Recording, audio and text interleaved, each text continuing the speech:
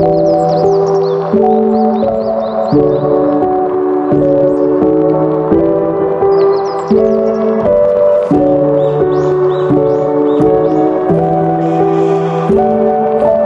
dari kelompok 2 akan menunjukkan video pembelajaran mata kuliah biokimia dengan materi tentang protein di bawah dosen pengampu Ibu Selvina Doranggi, SPD MPD.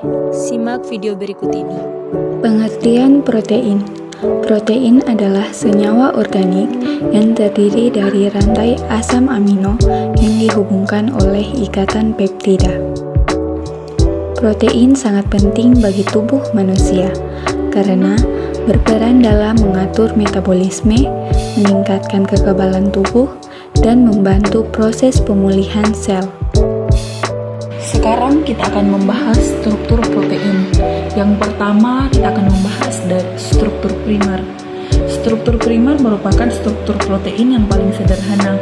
Penting untuk mengetahui struktur ini, utamanya saat akan mempelajari penyakit genetik yang terjadi akibat asam amino yang tidak normal pada protein. Ikatan antara dua asam amino atau lebih disebut peptida, dan kumpulan dari peptida disebut dengan polipeptida. Polipeptida terdiri dari sekitar lebih dari 50 asam amino. Polipeptida yang terdiri dari banyak asam amino inilah yang disebut dengan protein. Yang kedua, struktur protein sekunder. Struktur sekunder ada 3 bentuk. Yang pertama bentuk alpha helix, yang kedua beta sheet, yang ketiga beta tung. Kalau pada struktur primer distabilkan oleh ikatan peptida, maka pada bentuk sekunder yang berperan penting untuk menstabilkan adalah hidrogen. Bentuk alpha helix adalah bentuk paling umum pada struktur sekunder. Bentuk ini terdiri atas polipeptida yang melingkar pada bagian utama atau bagian dalam. Setiap asam amino pada alpha helix ini berikatan hidrogen dari gugus NH amino acid ke gugus CO amino acid yang lain. Ikatan inilah yang memberi bentuk alpha helix. Pada setiap bagian asam amino yang satu dengan yang lain yang berikatan terdapat 3,6 residu sebagai perantaranya pada tiap rotasi atau putaran helix.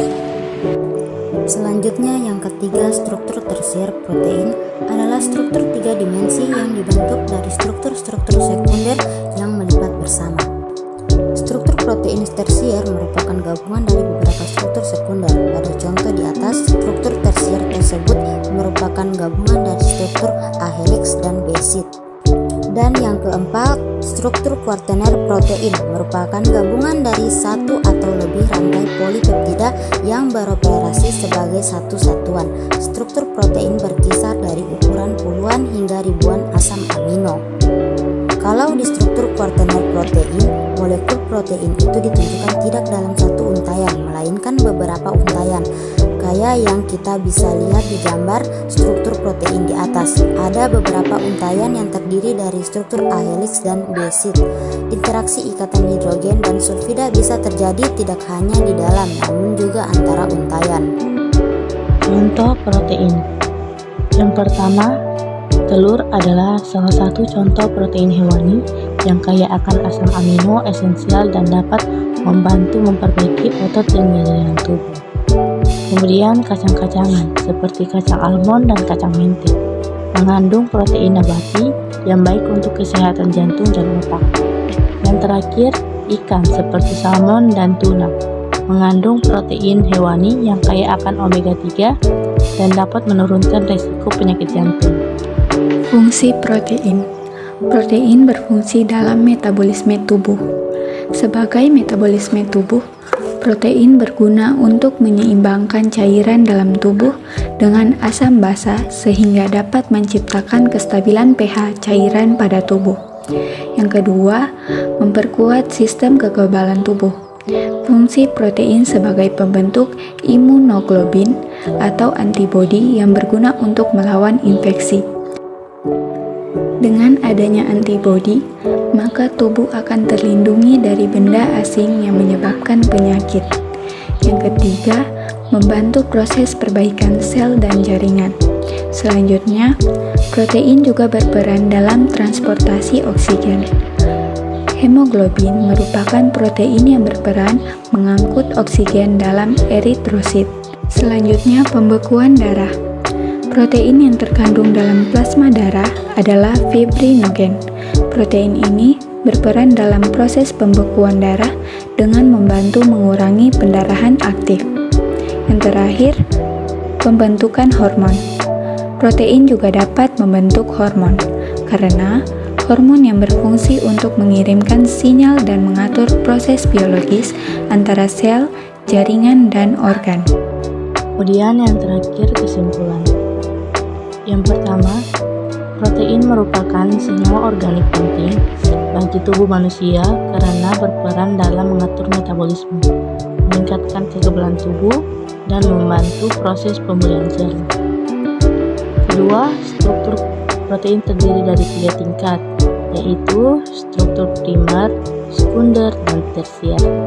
Yang terakhir, konsumsi protein yang dapat membantu mempertahankan kesehatan tubuh. Ikan salmon dan tuna mengandung tinggi asam lemak omega 3 yang memiliki efek menguntungkan pada kesehatan jantung. Asam lemak omega 3 dapat membantu menurunkan kadar trigliserida dalam darah dan meningkatkan kolesterol baik HDL dan mengurangi kolesterol buruk LDL. Selain itu, omega 3 dapat menurunkan kadar trigliserida dalam darah dan meningkatkan kolesterol baik HDL dan mengurangi kolesterol buruk LDL. Selain itu, omega 3 dapat membantu mengurangi peradangan dan mencegah pembekuan darah yang dapat menyumbat aliran darah ke jantung. Jumlah protein yang diperlukan setiap hari tergantung pada usia, jenis kelamin, tingkat aktivitas fisik, dan faktor-faktor lain. Orang dewasa umumnya membutuhkan 0,8 gram protein per kilogram berat badan per hari. Misalnya, seseorang yang berat badannya 70 kg membutuhkan sekitar 56 gram protein.